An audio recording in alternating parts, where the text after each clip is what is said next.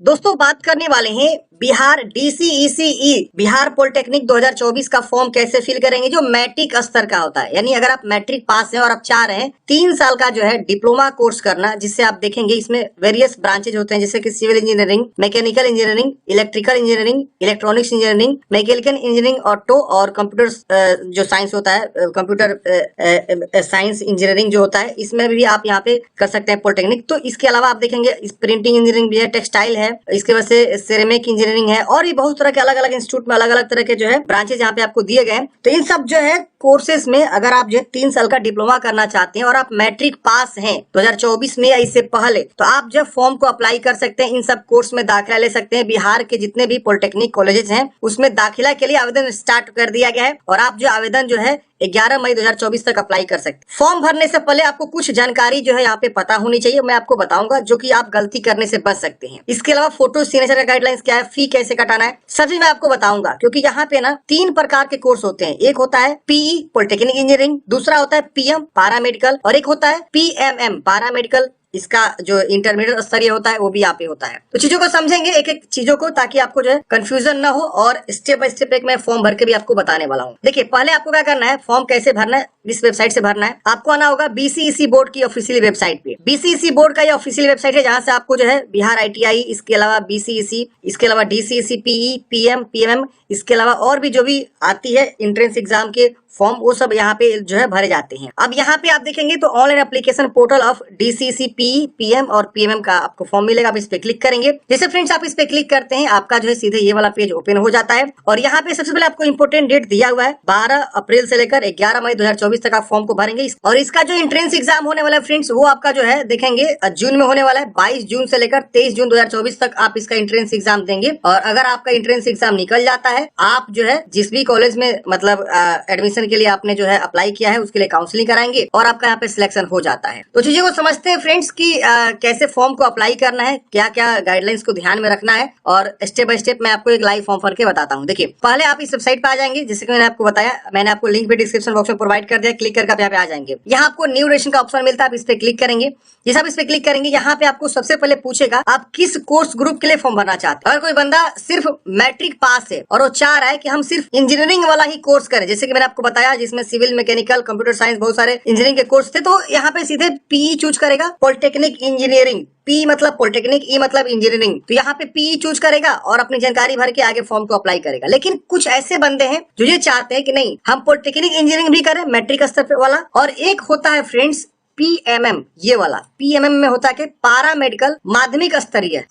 M मतलब paramedical और M मतलब एक और समझ लिए माध्यमिक यानी मैट्रिक स्तर। और एक सिर्फ पीएम का मतलब क्या होता है, पैरामेडिकल इंटरमीडिएट स्तरीय। तो अगर मान लीजिए कोई बंदा मैट्रिक सिर्फ पास है तो पीई और पीएमएम दोनों के लिए एक साथ अप्लाई कर सकता है। पीएमएम में कौन कौन सा जो है कोर्सेज आते हैं, तो देखिए इसमें सिर्फ और सिर्फ ड्रेसर होता है। मैट्रिक स्तर के जस्ट बाद आप जो है ड्रेसर का कोर्स कर सकते हैं, जो पैरामेडिकल के अंतर्गत आता है। ड्रेसर जो भी आप देखे होंगे ओटी में, ऑपरेशन थिएटर में ड्रेसर का बहुत ज्यादा वर्क होता है। तो ये जो है मेडिकल क्षेत्र में आपका जो है ये कोर्स हो गया ड्रेसर का। तो दोनों एक साथ अप्लाई कर सकता है। लेकिन अगर कोई बंदा इंटरमीडिएट पास है और वो चाह रहा है कि नहीं हम तीनों के लिए अप्लाई कर रहे हैं, तो तीनों के लिए भी वो टिक कर सकता है।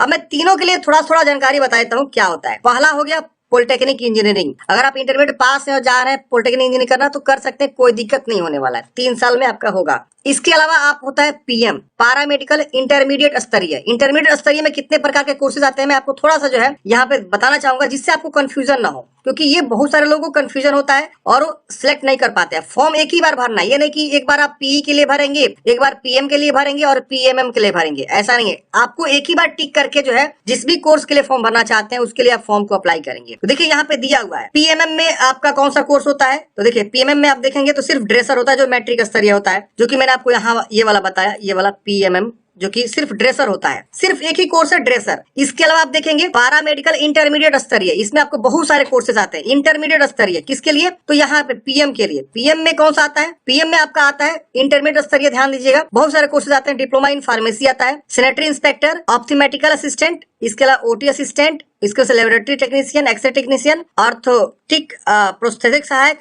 स्टाफ ग्रेड ए नर्सिंग और एएनएम जीएनएम जिसको बोलते हैं, और ये सब सिर्फ महिलाओं के लिए सीट होता है, केवल महिलाओं के लिए लिखा हुआ है। देखिए स्टाफ ग्रेड ए और एएनएम ये सब किस में आ जाएंगे, तो पीएम में आ जाएंगे। इंटरमीडिएट स्तरीय जो होता है, जो इंटर पास है उसके लिए होता है। इसमें भी कुछ अलग तरह से क्वालिफिकेशन होता है, जैसे कि डिप्लोमा इन फार्मेसी के लिए आप फिजिक्स, केमिस्ट्री और अंग्रेजी के साथ पास है। गणित भी आपके पास होने चाहिए अतिरिक्त में, या जीव विज्ञान कोई भी हो तो चल सकता है, कोई दिक्कत नहीं होने वाला है। इसके अलावा जीएनएम एएनएम के लिए आपको जो है बायोलॉजी से इंटरमीडिएट पास होने चाहिए, तो आप फॉर्म को अप्लाई करते हैं।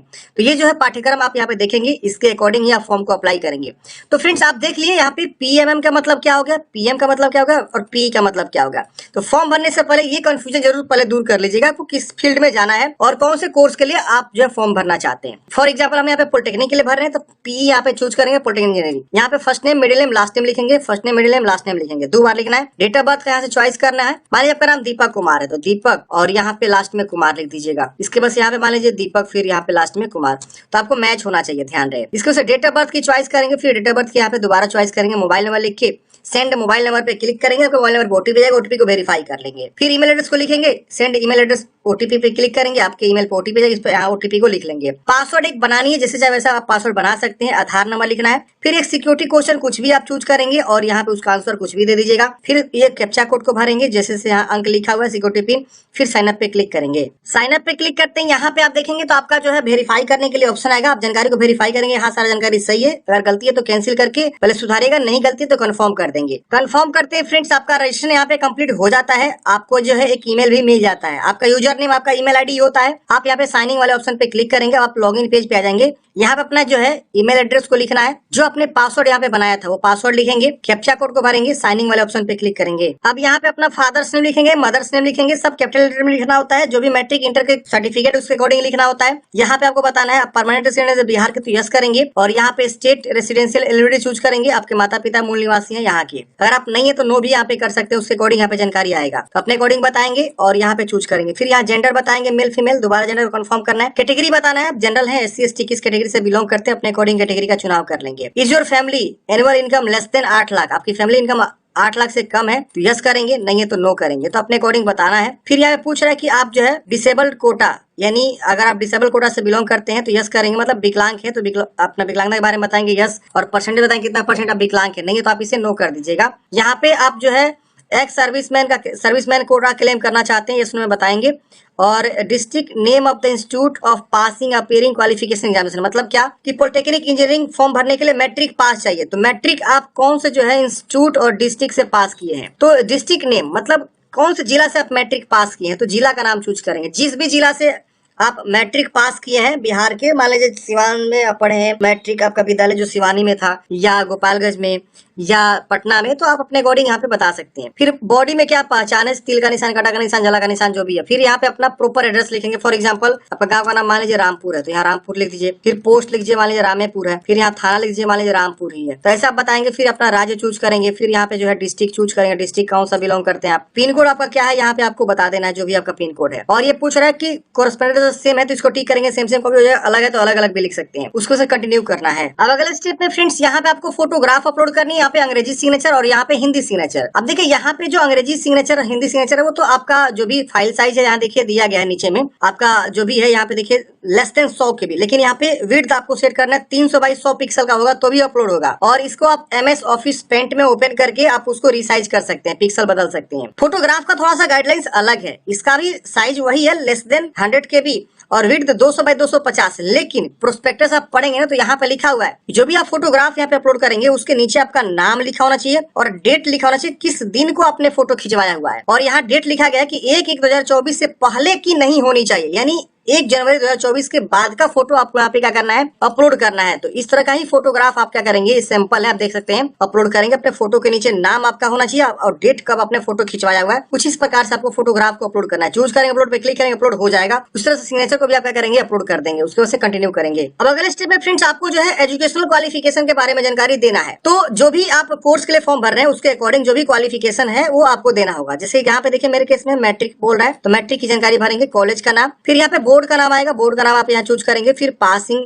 के बारे में पूछ रहा है, पास है कि अपीयरिंग है। पास है तो पास चूज करेगा। कौन से ईयर में पास है, 24 में, 23 में, 22 में आप चूज करेंगे। फिर परसेंटेज है कि सीजीपीए, मान लीजिए हम यहाँ पे परसेंटेज चूज करते हैं। ऑब्टेन्ड मार्क, कितना मार्क्स आपको मिला मैट्रिक में, कितना का था, ऑटोमेटिक परसेंटेज यहाँ पे आ जाएगा। अगर आपका सीजीपीए तो सीजीपीए चूज करेंगे, उसके अकॉर्डिंग यहाँ पे परसेंटेज या सीजीपीए आपको लिखने का ऑप्शन आ जाएगा। अपीयरिंग है तो अपीयरिंग में यहाँ पे देखें 2024 होना चाहिए। अपीयरिंग वो लोग चूज करेगा जिनका अभी तक रिजल्ट नहीं आया हुआ है, उनको पता ही नहीं है कि मेरा कितना मार्क्स आ रहा है, तो अपीयरिंग 2024 ही ऑटोमेटिक हो जाएगा, आगे भरने का ऑप्शन नहीं आएगा। तो आप जो भी स्कूल से मतलब पास हो, अपने अकॉर्डिंग जानकारी को भरेंगे और सेवन कंटिन्यू कर देंगे। अब अगले स्टेप में देखेंगे तो यहाँ पे आपका पेज प्रीव्यू आएगा, जानकारी को समझेंगे कि हाँ सारा जानकारी मेरा सही है। अगर इसमें कुछ भी गलती है तो आप इसे बैक जाके एडिट करेंगे, नहीं गलती है तो इसको डिक्लेयर करेंगे, प्रोसेस टू पेमेंट पे क्लिक करेंगे या यस कर देंगे। जो भी आपका एप्लीकेशन फिर लगेगा उसका यहाँ पे जो है पेमेंट गेटवे खुल जाएगा, आपको पेमेंट यहाँ जमा करना होगा। देखिए यूपीआई है, क्यूआर कोड है, वॉलेट है, बहुत सारे ऑप्शन देखने को मिल जाते हैं। इसमें से कोई भी ऑप्शन को चूज करके आप पेमेंट को जमा करेंगे और उसके बाद से आपको जब फाइनल प्रिंट आउट निकाल के हार्ड कॉपी अपने पास सुरक्षित रख लेनी है। पार्ट ए और पार्ट बी 2 फॉर्म डाउनलोड होगा, उसको आप हार्ड कॉपी अपने पास रख लीजिएगा। तो ये लास्ट स्टेप था फ्रेंड्स फॉर्म भरने का। आशा करता हूँ आपको जानकारी समझ में आया होगा। पेमेंट जमा करके जरूर प्रिंट आउट निकाल लीजिएगा, काउंसलिंग में आपको लगता है। और जो आपने फोटो यहाँ पे लगाया हुआ है उस फोटो की भी 10 प्रति आप जरूर अपने पास रख लीजिएगा, क्योंकि काउंसलिंग के समय यही सेम फोटोग्राफ आपसे मांगे जाते हैं। बाकी जाति, निवास, आय जो भी होता है वो सब भी आप बनवा के अपने पास सुरक्षित रख लीजिएगा,